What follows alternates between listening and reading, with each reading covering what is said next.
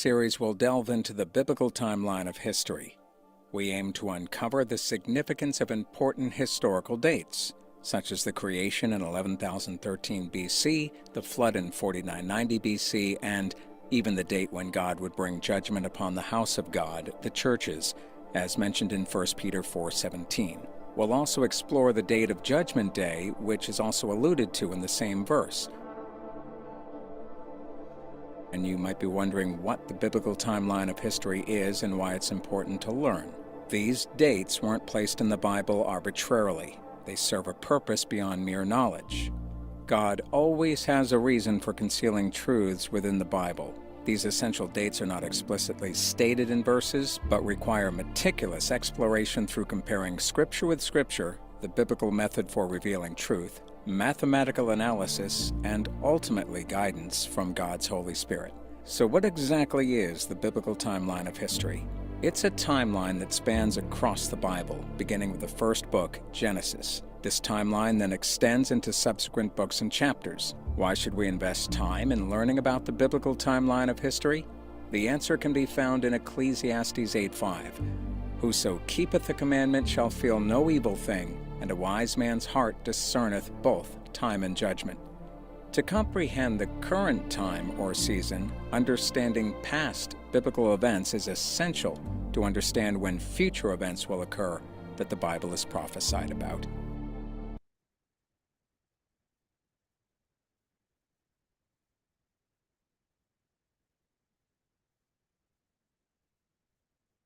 Hey, Carl, you there?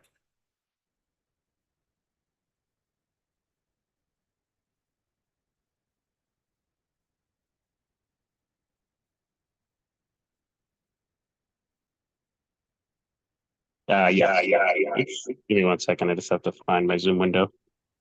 I lost it. Oh, there it is. Good evening, everybody. Yep. Welcome back. This is the next part in the King's Timeline. I believe this is episode 15 and part 8.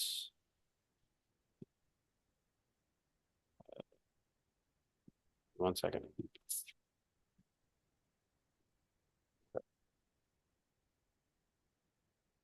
All right. So we're just going to pick up where we left off. Right. So to get to the King's Timeline, we go to ebiblefellowship.org.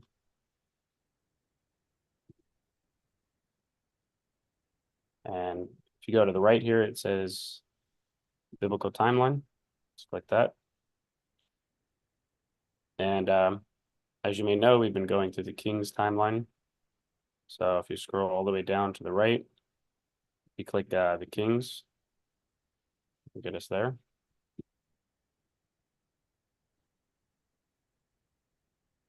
All right, and last time we left off with the king.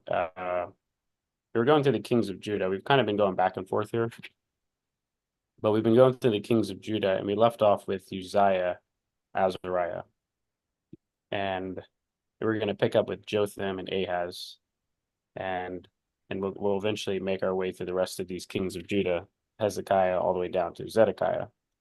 But we've kind of stopped with the kings of Israel for a while, so we're gonna go back there and pick up with these kings.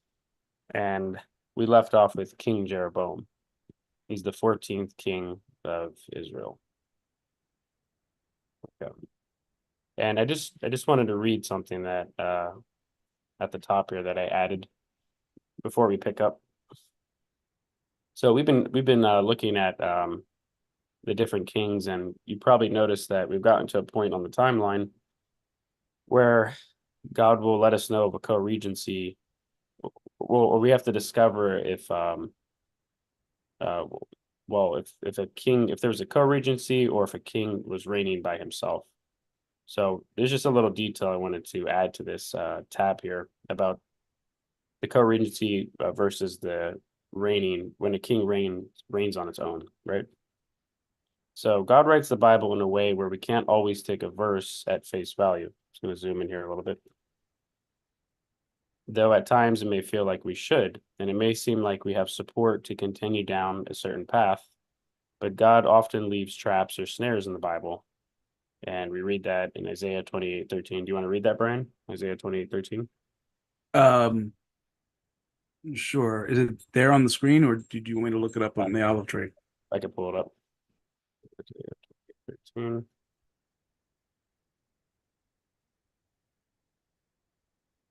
You can see my screen, right? Yeah. Okay.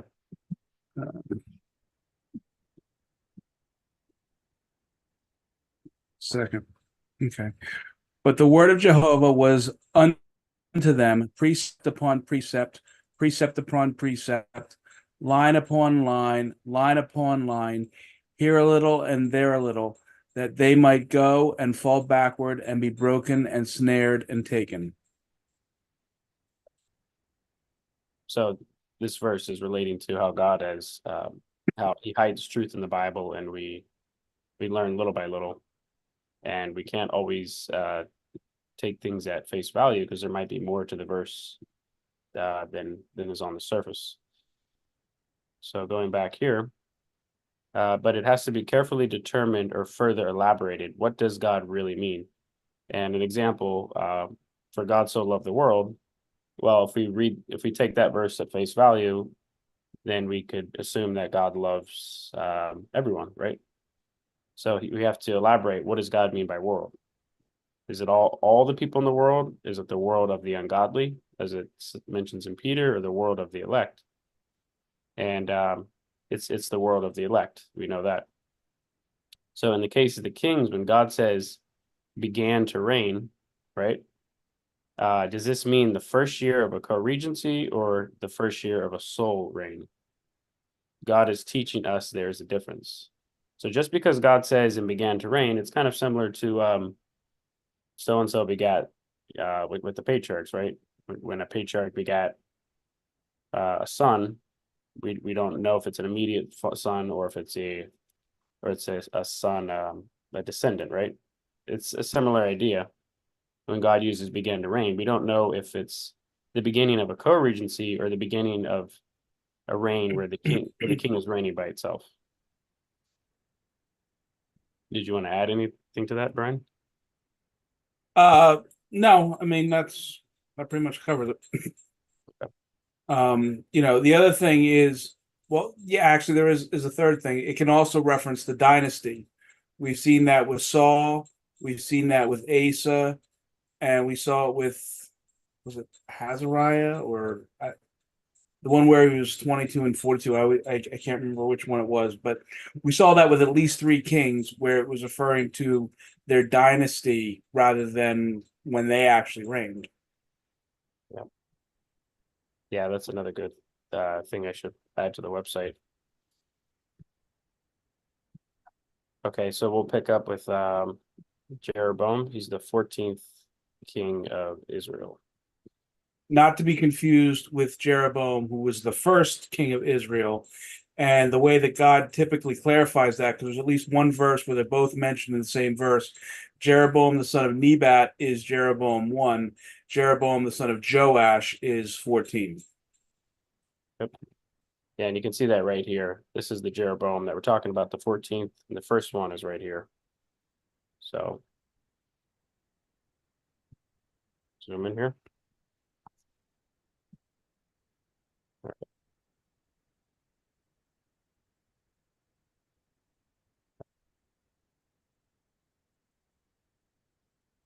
All right, do you mind reading that, Brian? Sure, give me a second to adjust my screen. I think my cooperating. Okay. King Jeroboam was the 14th king of Israel. 2 Kings 14:16. And Jehoash slept with his fathers and was buried in Samaria with the kings of Israel, and Jeroboam his son reigned in his stead. We know this is not the same Jeroboam who was the first king that reigned over Israel when God divided the tribes into the 2 kingdoms after Solomon, because he is the son of Jehoash. So when did he reign and for how long? We look at 2 Kings 14:23. In the 15th year, and 15 is yellow, so it must be the accession year. In the 15th year of Amaziah, the son of Joash, king of Judah, Jeroboam, the son of Joash, king of Israel, began to reign in Samaria and reigned 41 years. And again, because it says Amaziah, the son of Joash, and it says Jeroboam, the son of Joash, it's not the same Joash. So there was a king, Joash slash Jehoash of Israel, and a king Joash slash Jehoash of Judah, and they're two separate people. So That's don't right. fall into the trap of thinking that they're brothers. Yeah, that's why I color coded it. The first king is the lighter purple, so that means it's the king of Judah, and then the darker is king of Israel. So can we look at the screen for? Yeah. Uh, So it says he reigned 41 years, so we got him at 41.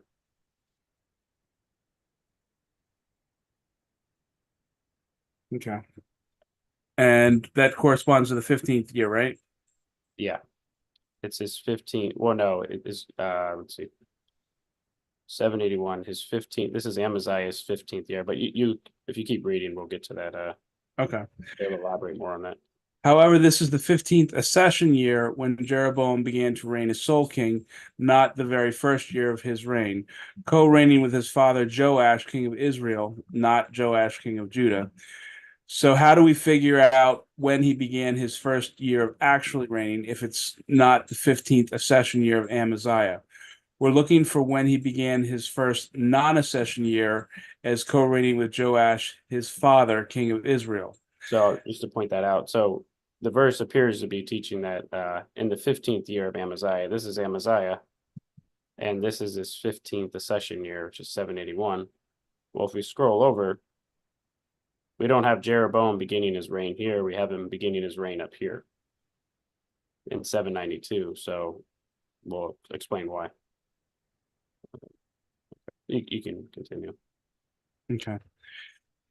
So how do we figure out when his first year of so how do we figure out when he began his first year of reigning if it's not the 15th accession year of Amaziah? We're looking for when he began his first non-accession year of co-reigning with Joash's father, king of Israel. That would have been 792 BC. However, before we look into this, let's consider this. We're seeing this similar pattern often. This is how God writes the Bible, where we can't always take a verse at face value, but it has to be fully determined. What does God mean when he says began to reign? Does this mean a first year of his co-regency or the first year of being a sole ruler? And God is teaching us there is a difference. So the first year of reigning we have here, but the first year of a co-reign we have here, but the first year of a solo reign begins here. So Bible clues, this is what we look for in clues in the Bible that could help us figure this out. If we look in 2 Kings 14:23, in the 15th year of Amaziah, the son of Joash, king of Judah, Jeroboam, the son of Joash, king of Israel, began to reign in Samaria, and he reigned 41 years. Now, earlier we took a look at this verse and discovered that that Jeroboam's total reign was 41 years. So we know the length of time he reigned. However, we don't know when he began to reign. So let's look at 2 Kings 15:8. In the 38th year of Azariah, king of Judah, did Zechariah, the son of Jeroboam, reign over Israel and Samaria 6 months. So we know that the 38th year of Azariah is 751 BC, which is when Zechariah, the son of Jeroboam, begins to reign, which means Jeroboam dies the same year. Now we have our ending point, which is 751 BC. So we can show that on the timeline here, what we were talking about. So in the 38th year of Azariah, king of Judah. So if we go to Azariah, it's down here. So his 38th year, and we have it highlighted in yellow. So it's his 38th accession year. That's 751 BC. Zoom out here a bit. 38th year, we scroll over. And this is when we know that So in his 38th year of Azariah, king of Judah, did Zechariah, the son of Jeroboam, reign. So Zechariah began to reign in this year 751 BC. This was the 38th year of Azariah, 751. So if Zechariah began to reign in this year, then obviously this was the end of Jeroboam's reign. That means he died right here in the same year of 751 BC. So now we have an end point right here. Okay, you can pick up where you left off. Since Jeroboam reigned a total of 41 years, let's backtrack. Let's take 951 BC and minus 41 no. years. No, 751. I'm sorry, what did I say? Yeah, you said 951. Oh, I'm sorry. Let's take 751 BC and minus 41 years. That takes you to 751, actually negative 751 because it's BC years. Negative 751 minus 41 equals negative 792 or 792 BC. That's when Jeroboam began to reign. So the math's pretty easy, right? If you know where he died in this year of 751, because that's when Zechariah took over. That's the 38th year of Azariah. We just backtrack. So if this, we know he reigned for 41 years. So 41, and you minus 41 years, that takes you to 792 BC. That's how we know he began his reign here. So the Bible locks that date in right here because it locks in his endpoint and also how long he reigned. And it's also tricky because it doesn't say that he died that year. It says that his son reigned that year, which you could say, well, duh, but you have to remember that sometimes there's co-regencies. And also there's a case where there was a co-regency of a king with his son, and his son died the same year that the father did. That happened with Ahab. And then the year before he died, his son Ahaziah became co-regent, and then Ahab and Ahaziah both died in the same year. So there was a couple months where Ahaziah was the sole ruler before he died. So it really is very complicated, and that's just one of the things that just makes the Bible so incredibly complicated. Yeah, and very detailed. So I can just read the rest of that. So this means that we're on the right track with understanding that 2 Kings 14:23 is referring to his reign as sole ruler, and now we have harmony.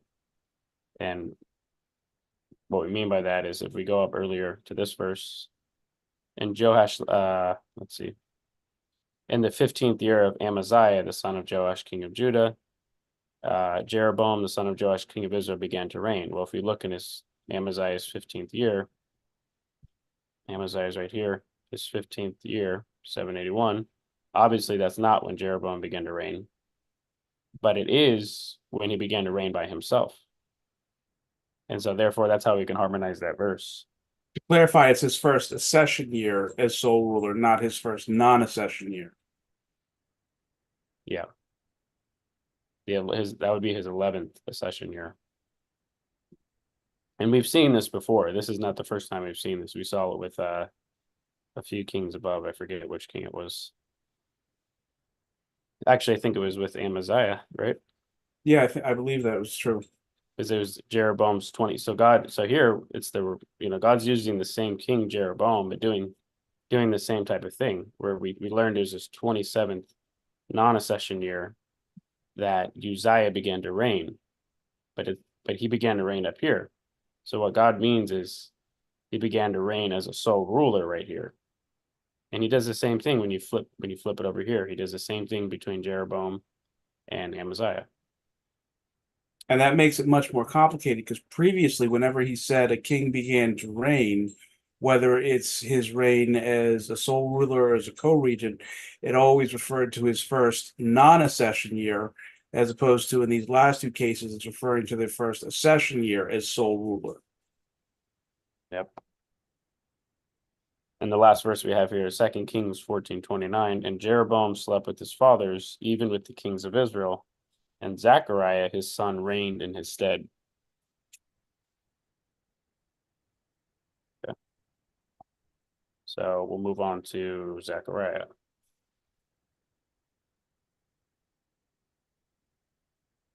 And if you don't mind reading that as well.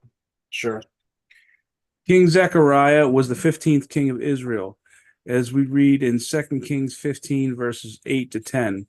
In the 38th year of Azariah, king of Judah, did Zechariah, the son of Jeroboam, reign over Israel in Samaria 6 months. And he did that which was evil in the sight of Jehovah, as his fathers had done. He departed not from the sins of Jeroboam, the son of Nebat, and that would be Jeroboam 1, because his father Jeroboam was Jeroboam the son of Joash. Jeroboam the son of Nebat was the first Jeroboam. But I'll read that verse again. And he did that which was evil in the sight of Jehovah, as his fathers had done. He departed not from the sins of Jeroboam the son of Nebat, who made Israel to sin. Said till verse 10. Okay. Yeah, it's down here. It continues. Okay. So when did he reign for, and for how long? In the 38th year of Azariah, king of Judah, did Zechariah, the son of Jeroboam, reign over Israel in Samaria 6 months. So we'll go to his 38th year. So Azariah is right here. And that would be his 38th accession year. Right here, 751. We scroll over, there we have Zechariah, 751 BC, which is also the same year that we placed Jeroboam's endpoint.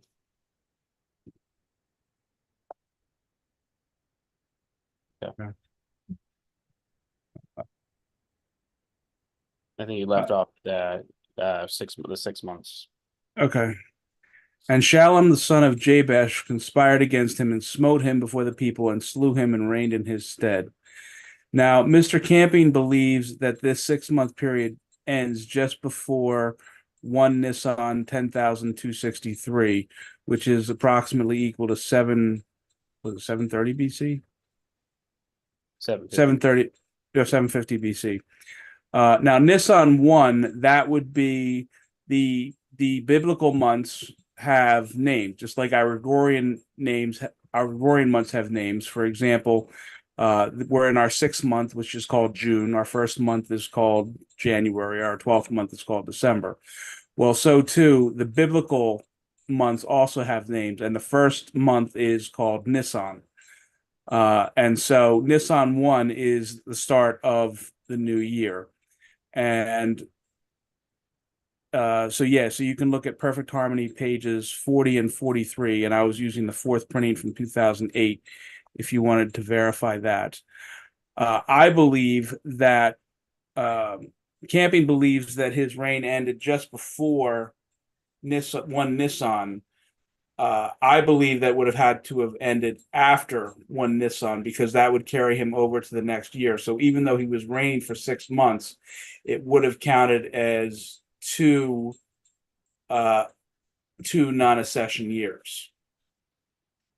Because think of it this way: if somebody reigned for 6 months, if they became king in September and they reigned for 3 months in the 1 year, and then they died in February of March of the following year, they would have reigned for 6 months, but it would have gone into the next year. So it would have been 2 non-accession years, even though it was less than an actual year.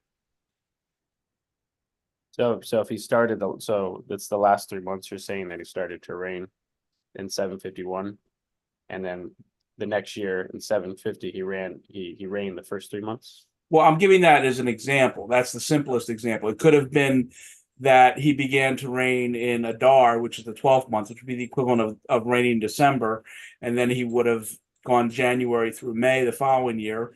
Or it could have been that he reigned, August, September, November, December.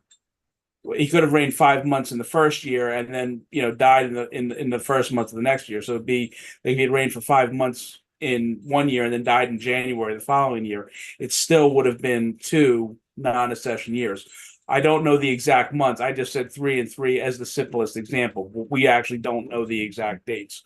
Yeah. But I think it was just that he reigned for 6 months, and those 6 months began in one calendar biblical year and they ended in the following calendar biblical year.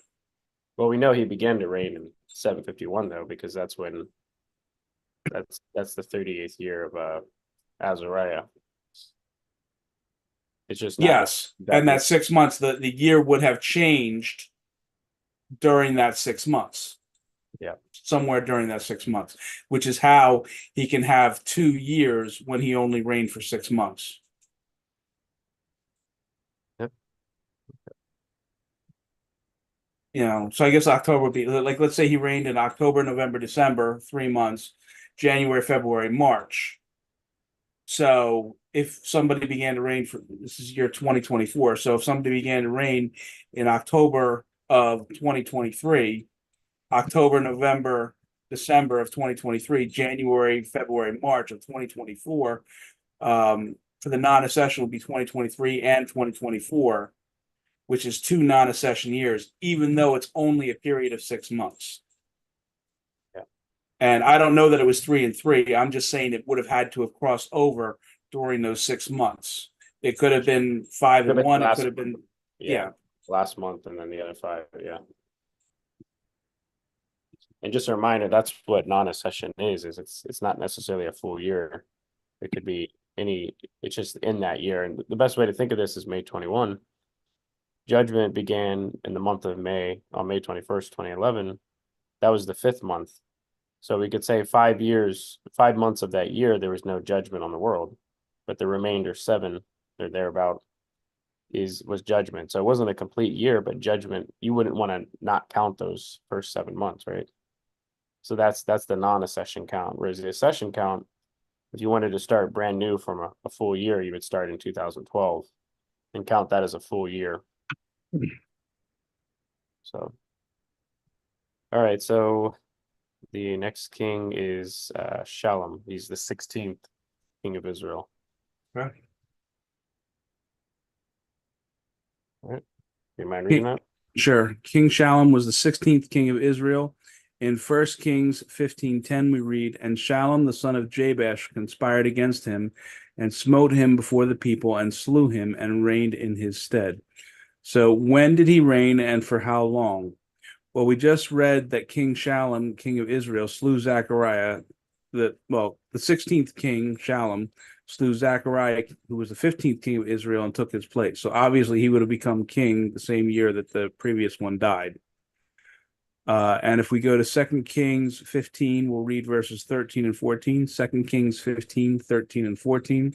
Shalom, the son of Jabesh, began to reign in the 39th year of Uzziah, king of Judah, and he reigned a full month in Samaria. For Menahem, the son of Gadi, went up from Tirzah and came to Samaria and smote Shalom, the son of Jabesh, in Samaria and slew him and reigned in his stead. So this is the 39th year of Uzziah, king of Judah. So we go to his 39th session year. So this is Uzziah. So remember, the 38th accession year was when Zechariah began to reign. So now this is the 39th accession year.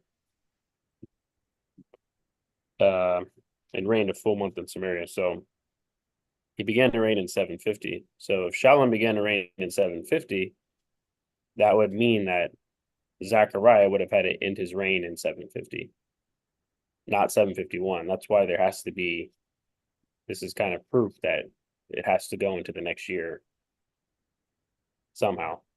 You know, that's why we have 2 years here.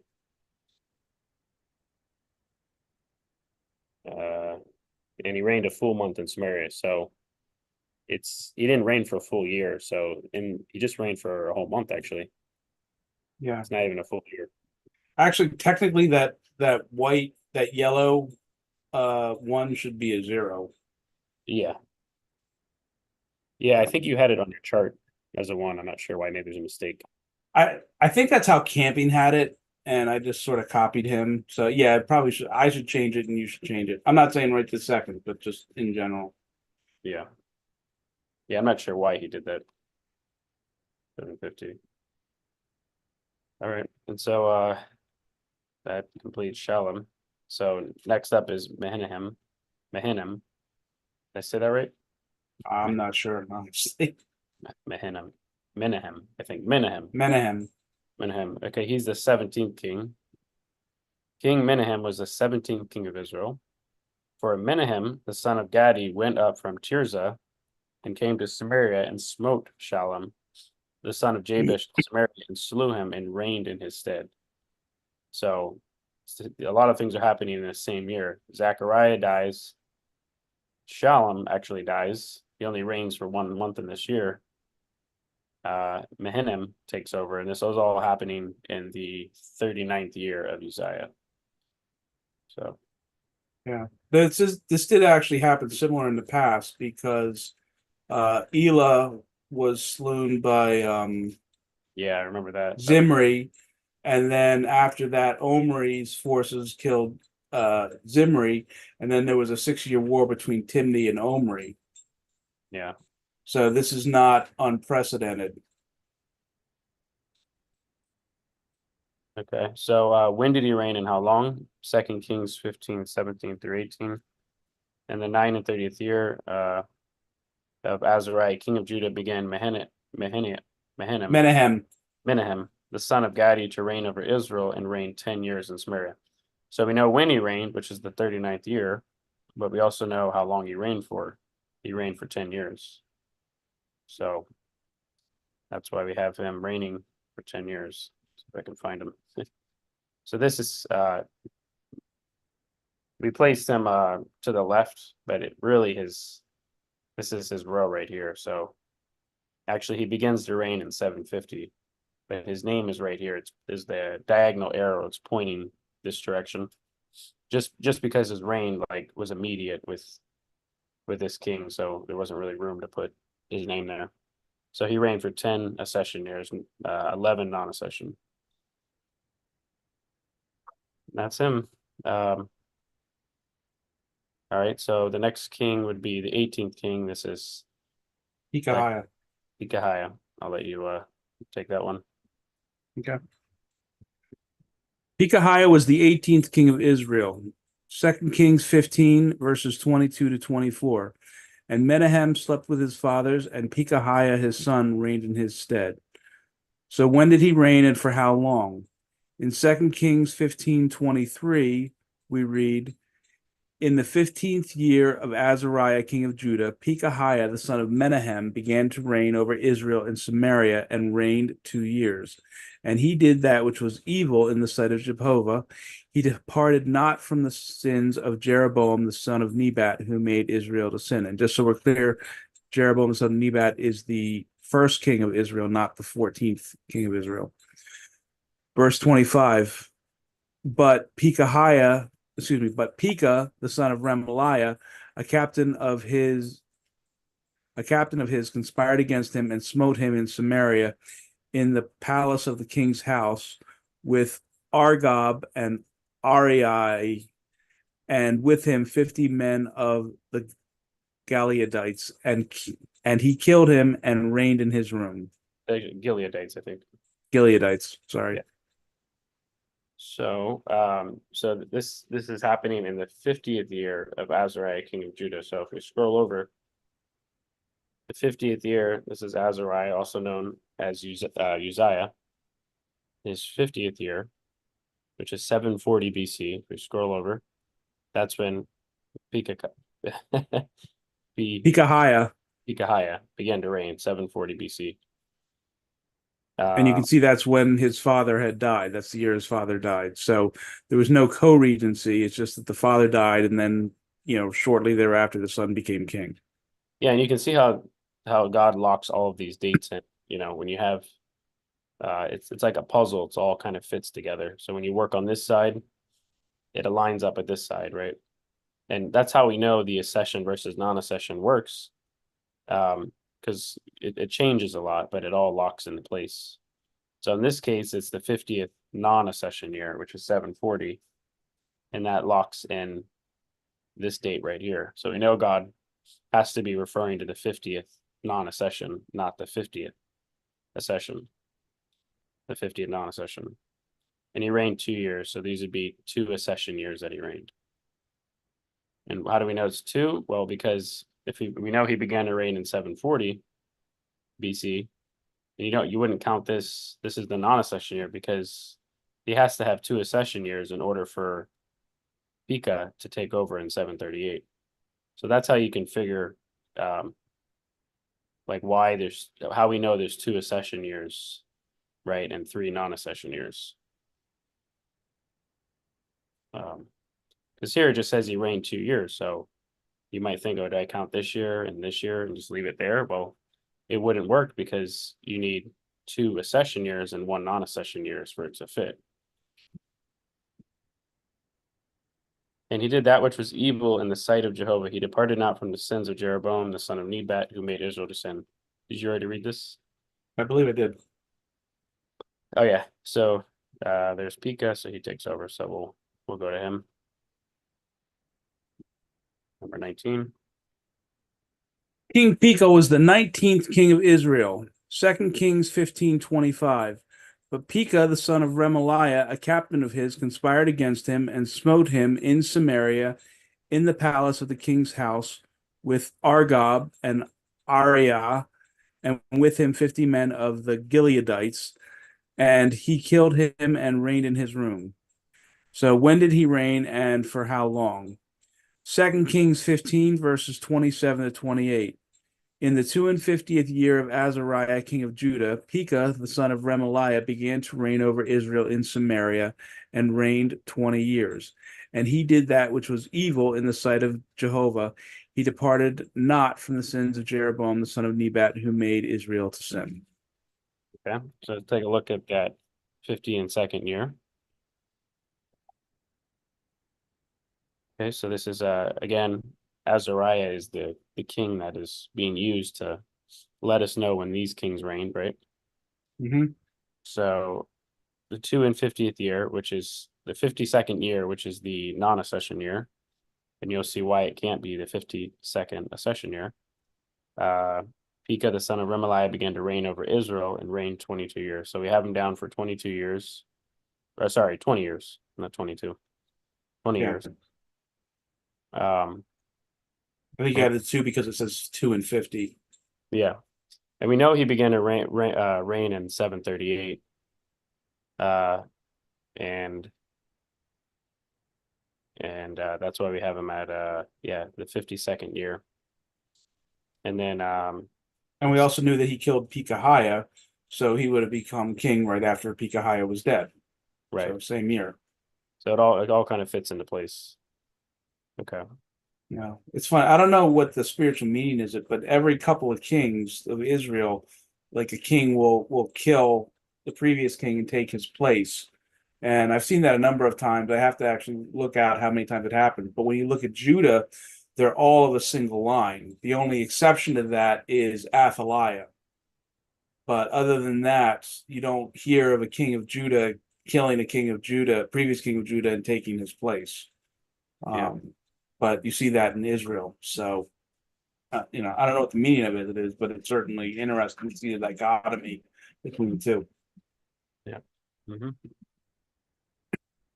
All right. So this last verse reads and Hoshea, this is verse 30, and Hoshea the son of Elah made a conspiracy against Pekah, the son of Remaliah, and smote him and slew him, and reigned in his stead in the 20th year of Jotham, the son of Uzziah. So let's see. We got Hoshea right here. And we got Jotham, which we're going to go through Jotham in a little bit. So Jotham's 20th accession year is 718. Well, that corresponds with Hoshea began to reign in 718, because that's Jotham's 20th year. And again, we know it can't be his 20th non-accession year, because this is the same year that Pekahiah died, right? In 718, so it has to be his 20th accession year, not his 20th non-accession. Yep. What's that? I just said, yep. Yeah, okay. All right. So we'll I guess we'll head over to we just did this one, right? Pekah. Yeah. Okay, So so might as well just finish. well you just figured take the kings of Israel, or I figured we'd go over to Jotham because okay. he relates to these 2 kings. Now that we're on the topic, we may as well finish there. So Okay. okay, so Jotham. So remember, we already went through Azariah and Uzziah last episode. So we're picking up here with Jotham. King Jotham was the 11th king of Judah. 2 Kings 15:7 we read, so Azariah slept with his fathers, and they buried him with his fathers in the city of David, and Jotham his son reigned in his stead. So when did he reign? 2 Kings 15:32 to 34. In the second year of Pekah, the son of Remaliah, king of Israel, began Jotham, the son of Uzziah, king of Judah, to reign. So Note, so just real fast, that's his second non-accession year right here. Again, this all, you can see how it all fits like a puzzle. It has to be his second non-accession year. Okay, you can go ahead. Note this is Jotham's second non-accession year. However, it is his first year reigning as sole king, which makes it his first non-accession year as sole ruler.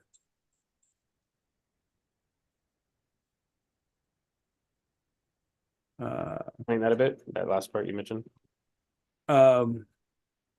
Co-regency and how long did he reign for? No, I mean the part above it. Did you want to explain what we mean by his Oh, second okay. non-accession year? Yeah. Yeah, so it was his second non-accession year from his total reign, but it was his first accession Non-accession year. non-accession year. No. Yeah, sole ruler. So now he's Yeah. ruling by himself, and so that's how you. Well, it was his first accession year as sole rule. No, it was Maybe that's what you meant. scroll up again. In the second year of Pekah, son of began Jotham. Okay, so what year did he reign? What year did Jotham begin to reign? Jotham began to reign in 738 BC. Okay, in 738. If you scroll over,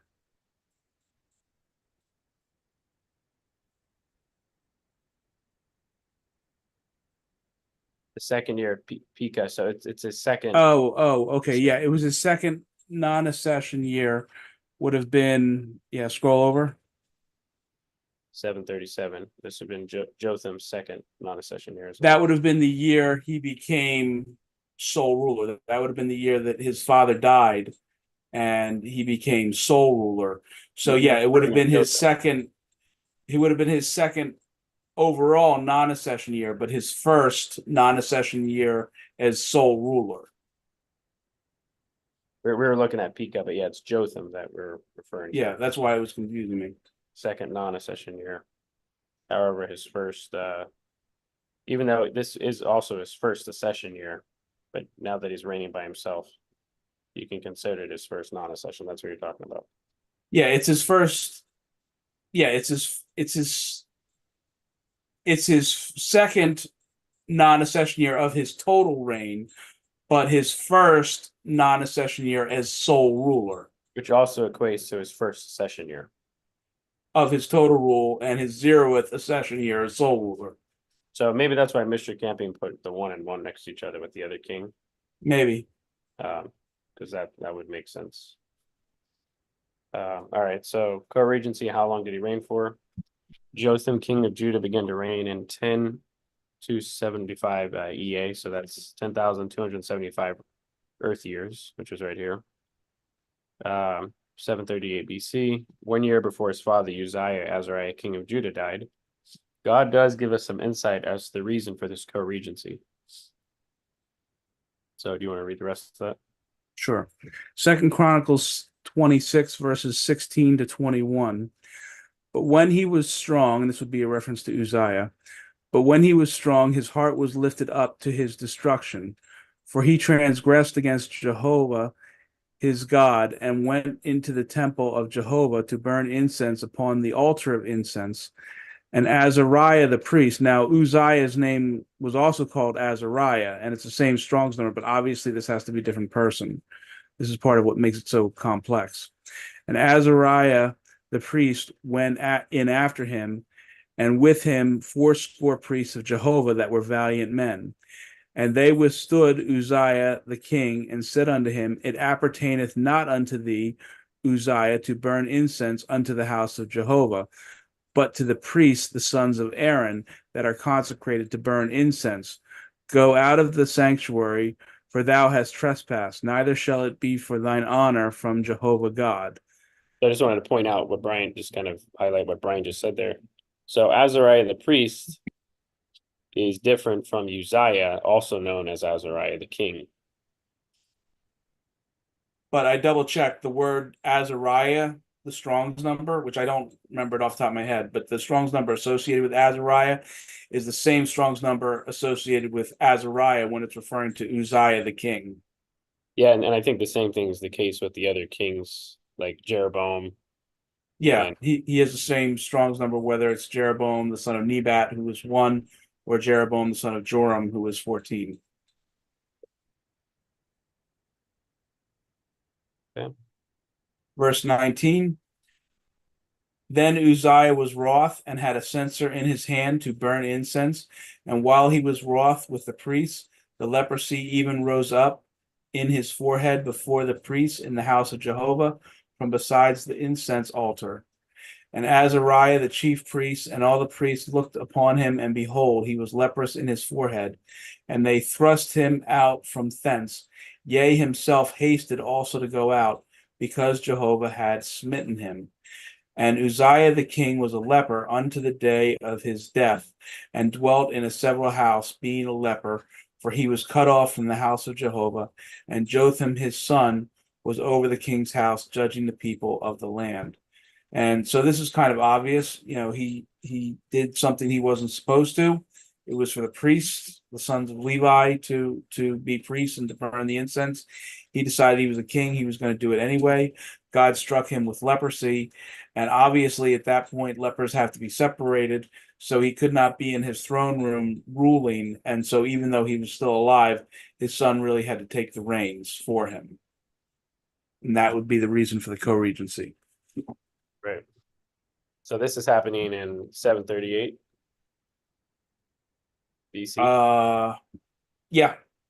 Yeah, 738. So then his son takes over, begins to reign in this year, which typically it would have been this year that he would have begun to reign, but due to the leprosy, it would make perfect sense that he'd begin to reign here. And then this would be the year that Uzziah dies, 737, and Jotham takes over as sole ruler. Mm-hmm. So he died a year later. Yeah. Right. Was there any more to that note, or was there? Yeah, there's some more. I think we left off with verse 32. Okay. 2 Kings 15, verses 32 to 34. In the second year of Pekah, the son of Remaliah, king of Israel, began Jotham, the son of Uzziah, king of Judah, to reign. 25 years old was he when he began to reign, and he reigned 16 years in Jerusalem. And his mother's name was Jerusha, the daughter of Zadok. And he did that which was right in the sight of Jehovah, according to all that his father Uzziah had done. And it says that he did right, but he did it like his father, who was an unsaved man. And remember, there were 4 kings that God said they did that was right, but not like David, or not with a perfect heart. So you got to change that. Uzziah should have been the mixed. So Joash has the condition-based heart, just like Solomon, right? He does good at Yes. the point. Amaziah, he'd be the second one. Yeah, it was 4 in a Third one. row. Yeah, Uzziah would be the third one. We just have to change the icon. And then the fourth one would be Jotham. Yes. Okay. And you see, even with Uzziah, it says that, he did right, but then he was strengthened to his destruction. I read that in one of the verses. Yeah. And he was he had leprosy at the end of his life. So Yeah. So just like Solomon, his heart was turned, in his old age, and he built all these, temples for the false gods for his, heathen wives. yeah, and I wanted to mention, some people, still wonder sometimes if Solomon could be saved, even though I think the Bible is very clear that Solomon wasn't saved. But he really sets the stage for, God's going through all these kings, right? And they either have you know, a wicked heart or a perfect heart, you know, but then you have, you know, certain cases where I'm calling it a conditional based heart. And that is that, you know, like Solomon, God loved him conditionally, you know, as long as, because it does say God loved him, you know, as long as he kept his commandments. And that's why we have this little green outline, you know, because they did do some good, but really the red in the middle represents, you know, they really did have a wicked heart. You can't really have an in between. You either have a wicked heart or you have a perfect heart, you know, but in some cases you have kings that appeared to be saved outwardly. They have the green around them, but inside, you know, their heart is really wicked, and God reveals that. And you notice as God goes to the kings, he tells you their heart condition. You know, this king did that which was right. And so Solomon really sets the stage for the first king with that. Well, I mean, maybe you can even go back as far as King Saul, because Saul did some good things, like he put the witches away, you know, and God was with Saul for a certain amount of time. So maybe really it starts with Saul, but we know Saul was wicked because he had an evil spirit enter into him. But with Solomon, you know, it's not too difficult to understand how God could use someone for a short period of time, and likewise with these other kings. So we see that pattern as we go down through the line of the kings. Yeah, and I mean with Saul, he disobeyed God, and if you read 1 Samuel 15:22, can you pull that up? Yeah. 1 Samuel 15:2, 22. 22. And this was after he disobeyed. And Samuel said, hath Jehovah as great delight in burnt offerings and sacrifices as in obeying the voice of Jehovah? Behold, it is better to obey than sacrifice, and to hearken than the fat of rams. So, you know, he again, I think at one point he said, if you obey me, you know, I will establish thy kingdom forever. I don't know what the verse is off the top of my head, but I'm pretty sure there is a verse like that. And you know, same thing, where he did some good things, but you know, he did eventually show his true colors.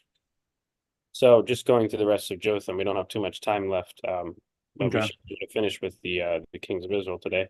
So Okay. it says that he reigned 16 years in Jerusalem, not that he reigned a total of 16 years. So that's something to keep in mind, is if God says someone reigned 16 years in Jerusalem, you know, we can't always assume that that's their total reign. David reigned a certain amount in Hebron, and then also Judah. So Jotham, king of Judah, was either major or sole king for 16 accession years in 10,291 Earth Age, or that corresponds to 722 BC, which is right here. Yeah, you have to change that note. Yeah. This is the year 291. This is his 16th accession year. His son Ahaz, king of Judah, becomes a major king, although the co-regency started 8 years earlier. So this is something we're going to look into that I don't think was easy to discover. But you know, what does God mean by Ahaz becoming a major king? Because Ahaz is you think his role as major king would have begun here when the co-regency ended. So why does it begin a few years earlier? So we're going to touch upon that. So Mr. Campion believed that Ahaz, king of Judah, became a major king 1 year later than, or maybe you can read this part, Brian, because you can explain it better. Okay. Mr. Campion had a slightly different. He believed that Ahaz, king of Judah, who's the 12th king of Judah, became major king 1 year later than I did, and he believed this occurred in 10,292 EA, which would have corresponded to 721 BC. And this is based on 2 Kings 16, verses 1 and 2. In the 17th year of Pekah, the son of Remaliah, Ahaz, the son of Jotham, king of Judah, began to reign. So 20 years. So the 17th, so go down to Pekah.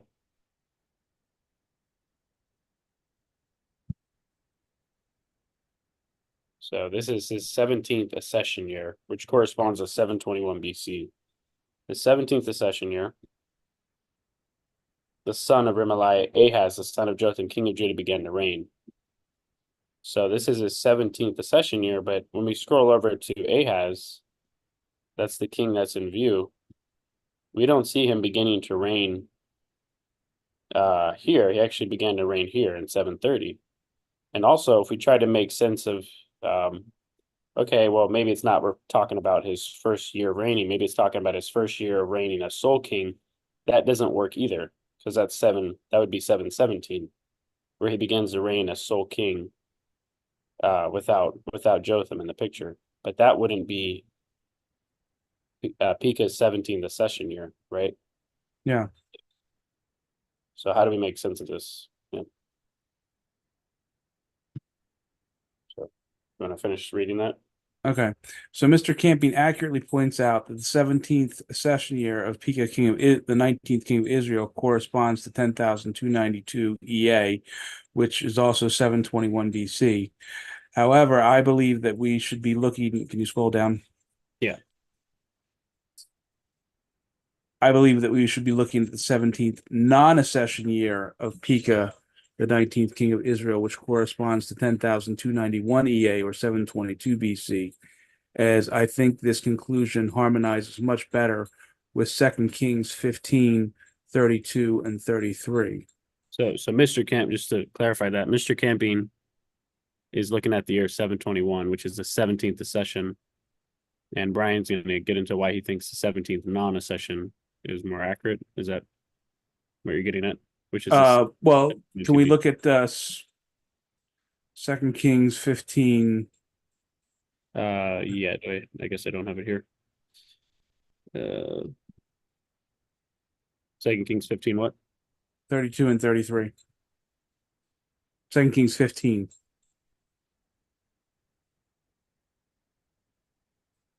(32 and 33).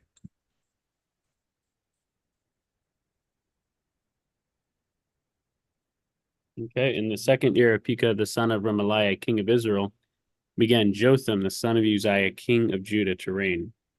25 years old when he began to reign, and he reigned 16 years in Jerusalem.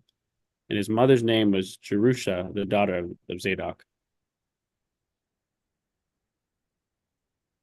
So if you look at the second king of second year of Pekah. Okay. So the second year of Pekah, the second non-accession year? Yeah, that's when he became sole ruler. Yeah. And that harmonizes better with Mr. Camping's conclusion just throws it off a year. But if anybody wants to read Mr. Camping's analysis on this, it's on pages 48 to 50 of Perfect Harmony. Okay. So I put that there. So, Mr. Camping obviously can't defend himself. So I put that there so people can check that out, because the Bible says, believe not every spirit, and we're to compare scripture with scripture and to look at everything the Bible says. So, okay.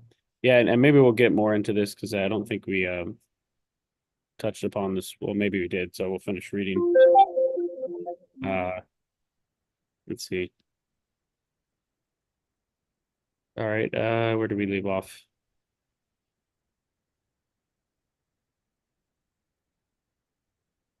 Yeah, so in the 17th year of Pekah, the son of Remaliah, Ahaz, the son of Jotham, king of Judah, began to reign. So again, I just went over the fact that it's not talking about the first year that he began to reign, but it's also not talking about the first year he began to reign as sole king, which is what we've been, we've either had two options, that with the previous kings when God says that he began to rule in a year that doesn't quite make sense, right? So discover, is it his first year reigning as co-regent, or is it his first year reigning as sole ruler? But in this case, it's kind of like a curveball because it's neither. Mr. Campion had discovered that it's 721 BC, where what he calls he became the major king at this point. So let's see. Ahaz, king of Judah, reigned for a total of 16 accession years. We have already established that he became major king in 10,209 EA. That's well, that's the date Brian gives. This is the date Mr. Camping has set for that. When did he reign for 16 years? This does not, however, tell us when the 16 years began or ended, right? Mhm. So we have Ahaz reigning for 16 years, but we don't know where to place him on the timeline. Alls we know is that apparently he began to reign in this year, 721, because this corresponds with the 16th 721, the 17th year of Pekah. So Yeah. if you just read this verse on the surface, we have to assume Ahaz began to reign in this year, right? So we have to Mhm. kind of figure this out. So why did we place him here at 730, and why did we place the end of his reign at 714? So we'll keep reading. Let's see. So so this does not tell us, however, when his 16 years began or ended. With that said, it has been previously established that the reign of Pekah, king of Israel, ended in 10,295 EA. So that's here, this date. That's when Pekah's reign ends, right? Yep. Yeah, okay. So keep that in mind, right? So we'll keep that date in mind. Okay, 2 Kings 15:30. And Hoshea, the son of Elah, made a conspiracy against Pekah, the son of Remaliah, and smote him and slew him and reigned in his stead in the 20th year of Jotham, the son of Uzziah. So this year, 718, is also the year that Jotham, this is his last year, his 20th year, right? Yep. So in the 12th year of Ahaz, king of Judah, began Hoshea, the son of Elah, to reign in Samaria over Israel 9 years. So we know that Hoshea began to reign the same year that Pekah died, right? 718. Yes, because he slew him. Yeah. So that means that Ahaz's 12th year has to be 718 right there. 718, we scroll over. So now we have a starting point. We know he reigned for a total of 16 years, and we know the Bible's letting us know it's his 12th year that Hoshea began to reign. We already have this locked in, so now we can lock in Ahaz's 12th year in this year of 718. Mm-hmm. So here we see the 12th accession year of Ahaz, king of Judah, corresponds to the 20th year of Jotham, which is right here, king of Judah.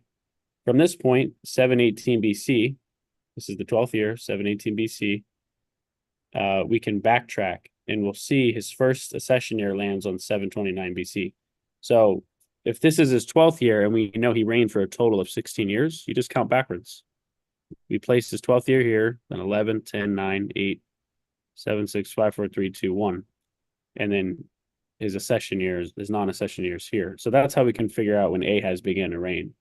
So the Bible is locking in that Ahaz's reign began in 730 because it locked in that the 12th year is when Ahaz's 12th year is when Hoshea began to reign, and the Bible locks that in. Yeah. So it has to work out like this, right? Mm-hmm. I hope people can follow this. So it's his first accession year is 729 BC. His first non-accession year lands on 730 BC, which is there. So Ahaz, king of Judah, became co-regent with his father in 10,283 EA, or 730 BC. So from this point, we know he reigned for a total of 16 years, so we can now go forward. So if we go forward by 4 years from 718 BC, which is right here, we get to the year of his death in 714 BC, since he reigned a total of 16 years. So that's easy math. We know God locked in the 12th year. So we just go 4 more years, 13, 14, 15, 16. So we know he dies in 714 BC. Right? So that's how we can establish the rule of Ahaz. So then the question is, well, how do we figure out what God means by when he says Ahaz began to reign in the 17th year of Pekah? Because that doesn't make any sense. He began to reign up here, and his co-regency began in this year. right? Mhm. So long story. I mean, we didn't write anything else for this, but Mr. Camping, maybe we'll get into this later, but he had established that the way he made sense of this is that this is the year that he became major king, and this king, his father Jotham became minor king. So even though there was still a co-regency, he wasn't reigning as a major king. And Yeah, I mean, yeah, I'm not sure the exact reason, but an example, like for example, when Uzziah was leprous, yeah, he was king because he was still alive, but his son was really running the show. So Yeah. his son would have, I mean, that's when the co-regency began, but he would have become major king because he's the one who's really running things. His father, the leper. Yep. So, you know, at this point, that's when the son would have really started calling the shots. Yeah, so we're pretty much out of time. We just have enough time to go through Hoshea. Well, I guess we'll just pick this up in next segment because we have a new program called Enduring Until the End, and that starts here at 8, so we're a few minutes over. So we'll go ahead and we'll pick up next time with Hoshea, which is actually the last king of Israel, and that will finish up the line of the kings of Israel, and then we'll continue on down. We went through all of these, so we're done with all these kings except for Hoshea. We'll finish him next time, and then as far as the kings of Judah, we finished here, so we'll finish off with these other kings right here, and then we'll be done with the kings. So I think one more episode and we'll move on from the kings. All right. Well, thanks again for joining us, and God willing, we'll be back next Sunday, and we'll pick up from where we left off. Thank you.